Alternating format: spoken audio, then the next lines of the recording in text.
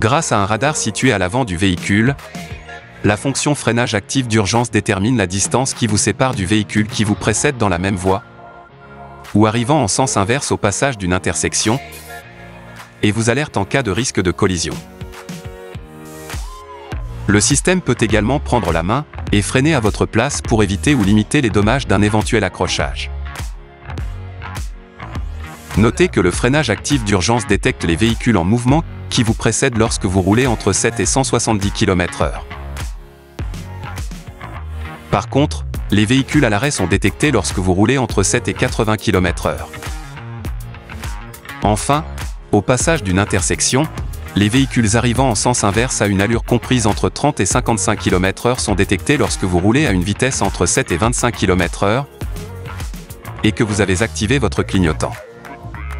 Lorsqu'un risque de collision est détecté, ce témoin s'affiche en rouge au tableau de bord, accompagné d'un signal sonore.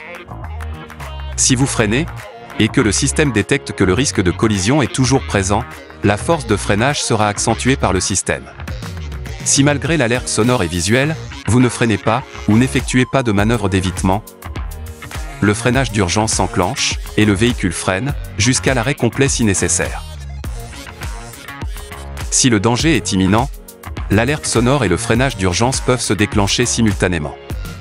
Dans le cas d'un arrêt complet, le système ne maintient pas le freinage. Vous devez appuyer sur la pédale de frein pour maintenir le véhicule à l'arrêt.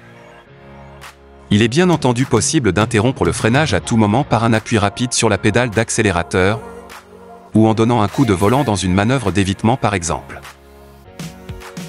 Pour assurer votre sécurité, le freinage actif d'urgence se met automatiquement en fonctionnement à chaque démarrage du véhicule. Si toutefois vous souhaitez désactiver le système, depuis votre écran multimédia, sélectionnez le menu « Paramètres véhicule », Aide à la conduite, puis « Freinage actif » et choisissez « On » ou « Off ». Si votre véhicule n'est pas équipé d'un écran multimédia, observez d'abord l'arrêt complet de votre véhicule, puis appuyez sur ce contacteur pour accéder au menu « Véhicule ». Exercez ensuite des pressions successives sur cette commande, vers le haut ou vers le bas, jusqu'au menu « Réglages ». Validez sur OK puis sélectionnez « Aide à la conduite ». Validez sur OK. Répétez la même opération jusqu'à atteindre la fonction « Freinage actif », puis validez à nouveau. Appuyez une dernière fois sur OK pour activer ou désactiver la fonction. Lorsque le système est désactivé, ce témoin s'allume en orange au tableau de bord. Pour le bon fonctionnement du freinage actif d'urgence, veillez à l'entretien et à la propreté du radar. Sachez que le système ne peut réagir aussi efficacement dans un virage ou avec des usagers de la route de petits gabarits tels que des motos ou des vélos par exemple.